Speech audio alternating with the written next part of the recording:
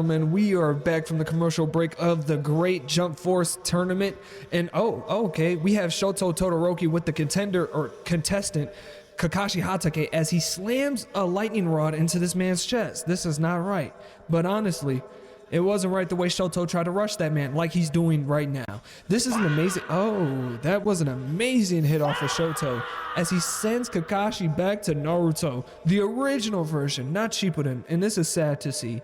Because this is an amazing planet, you know, I'm over here enjoying the scenery and they're destroying it.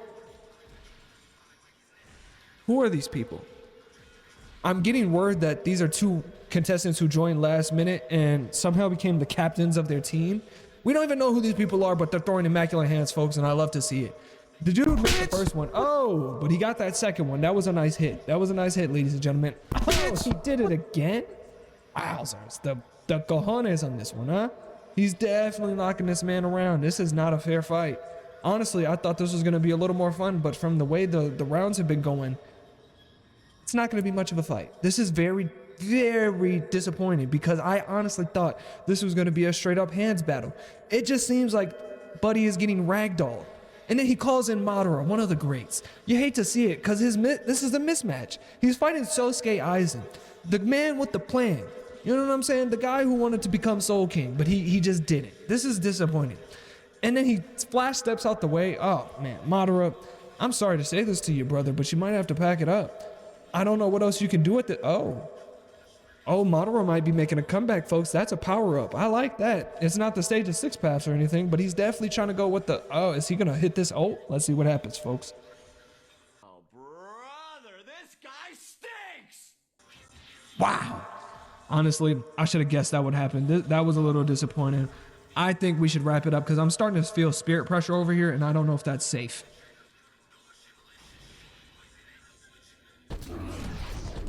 It said, what was an anime adaptation that you think fumbled the bag horribly?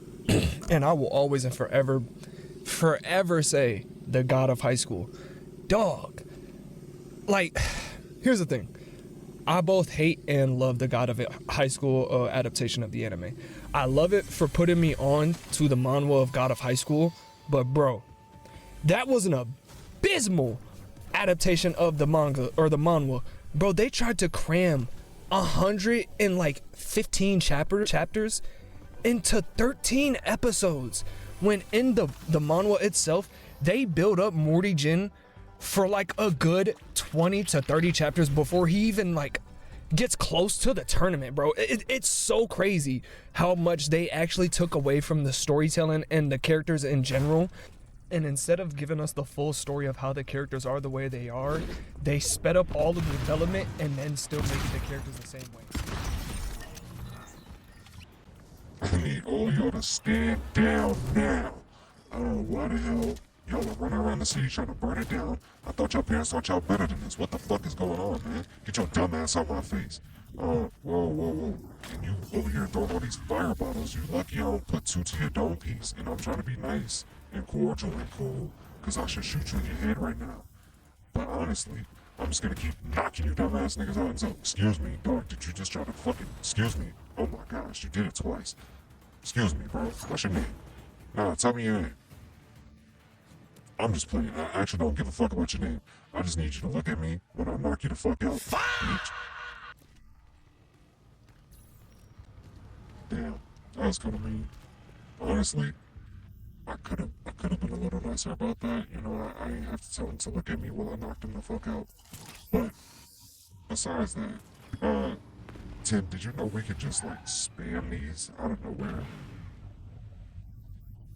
Bro, Alfred told you already. You're a bitch. You ain't told me nothing about this. Somehow you rolling around the city and I ain't even get a lick of this. This is so bogus, dog. What is this? Hey, whoa. I'm gonna need y'all to chill out over here. Hey, yeah, I know y'all hear me talking to y'all. What the fuck is wrong with you? Next time, listen when I'm talking to you, bitch. Fuck wrong with you, man? Hey, no. You getting all rowdy. Stay your ass over there. Fuck wrong with you. Oh. Listen to your homie real quick. Bitch. Look at you. Slut. Whoa. You try that shit again, I'ma really have to knock you the fuck out. Next time, you will catch one to your beat, officer. I catch you eyeing me bad, I'ma really hurt you.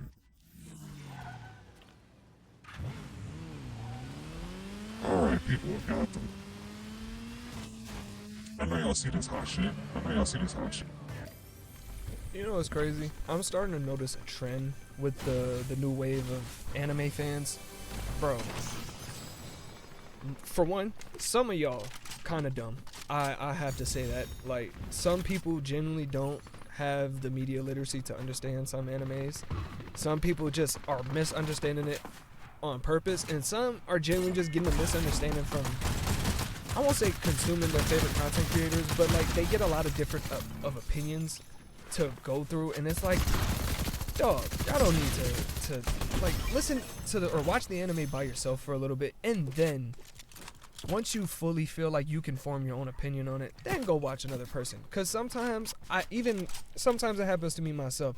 I'll adopt something from somebody else's opinion without even realizing it. But then I have to course correct when I go and rewatch it myself, because I gotta come up with my own opinion so I can say my own things.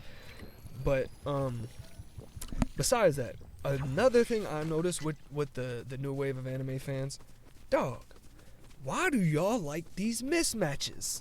Like it don't matter the show, it don't matter the verse, it don't matter what. Y'all like mismatches like crazy, bro. Recently I seen one that threw me off, and it was for like a bunch of I think it was like top 10 Naruto fights I'd pay to see. Bro, the number 4 fight was Jiraiya versus Obito. And here's the thing, as a person who actually likes Jiraiya, he's not doing shit to Obito, dog. What is he gonna do against Kamui? Like genuinely, that's the biggest question. What is Jiraiya gonna do against Kamui? Minato, Jiraiya's student, barely beat 14-year-old Obito. I won't sit here and act like Obito was crushing Minato or something. No, it wasn't that. But their game of like, whoever hits who first was going on for a fat minute. But then all of a sudden Minato was like, wait a minute, you bet, and hit him with a Rasengan. Bro, Jiraiya, as far as I know, don't have nothing to that caliber that can keep up with Obito's Kamui that is like Minato's flying legend. Personally, I just don't see a way viable enough for Jiraiya to beat Obito. I just feel like the world stopped being so good when they stopped making cartoons with messages and real stories and life lessons, bro. I've been watching a bunch of older cartoons or cartoons that came out when I was a kid. Gee, there's so many life lessons they've been teaching kids in every episode, dog. There's always a new fucking life lesson. And I feel like, personally, the cartoons of nowadays, I just haven't seen anything from them or heard anything about them being on the level of when I was a kid, of how our cartoons were. And I think part of the reason why, now that I'm talking about it more, is because I don't think they tried anymore. Because I believe, wasn't there a clip of a little kid coming out and being like, what's a cartoon? What's your favorite cartoon? YouTube. I watch YouTube. No, cartoon. Cartoon? Mm-hmm. You don't watch cartoons? What are cartoons? Damn, what? I'm not that old. Like, he was talking to, I want to say it was an athlete or somebody. He was talking to somebody and they were like, you ever watch cartoons? And the little kid was like, bro, what are cartoons? Huh? You don't know what cartoons are, little bro?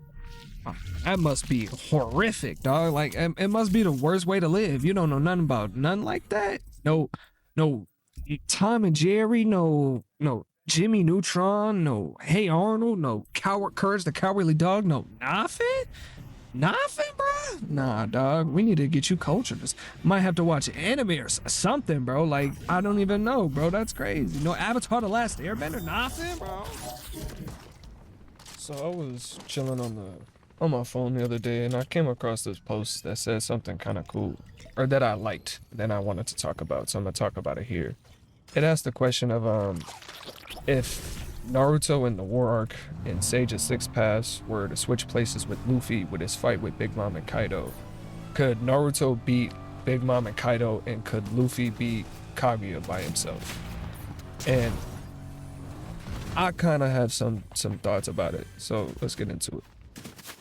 And Naruto's by himself too in his fight. And I kind of thought about it, and I was like, as much as most people would say, oh, Big Mom and Kaido swipe Naruto or Kaguya wipes Luffy. I'm like, yes, but no. Yes, but no. I think Luffy would struggle for a fat minute, but as long as he gets Gear 5, he'll be able to survive Kaguya. He won't be able to beat her, but I think it'll go down to like a stalemate situation.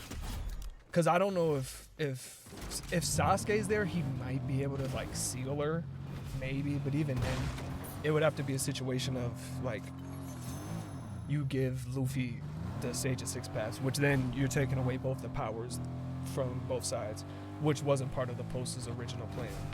So I would say personally, I'm leaning more towards Naruto, but I do think Luffy has a better chance than most people would give him.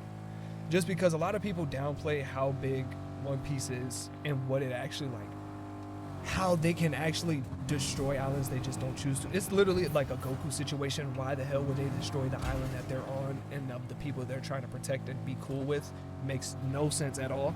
So I get a lot of people's arguments of saying Luffy could be able to fight Kaguya. I would hear it. Luffy has no official way to actually kill and put down Kaguya. That's the biggest problem. Whereas if I go over to Naruto, I hate to say this because some people won't like it, he has a lot better win cons than Luffy in this fight. A lot of people not gonna like that, but Naruto he's a lot more overpowered at that point in time, I should say, and than Luffy is when he fights Big Mom and Kaido. Until Luffy gets Gear 5, I think he was definitely, I won't say he was not strong, he was definitely strong, don't misconstrue my words, but Gear 5 put Luffy on another level. Sage of Six Paths does the same thing, but adult forms of these characters really make it hard for me to take it serious when people are like, oh, the Sage of Six Paths are the strongest forms, when literally Sasuke, after that point, with his like, by himself, he said he could defeat Kaguya. And people cannot like that, be like, oh, that don't make sense or whatever. He said it. The author made him say it, so that means he can do it. And as much as like we could argue it, you could probably find a way to argue it. It's still a situation of he says he could beat Kaguya by himself. So that's besides the point though. Sage of Six Paths Naruto is like going into the realm of planetary as he's fighting Kaguya. So I wholeheartedly believe that he could definitely spam shadow clones across the battlefield and be good. Because he spammed a dimension full of them. So you telling me a dimension full of Narutos can't beat Big Mom and Kaido? You're lying. Especially with all the different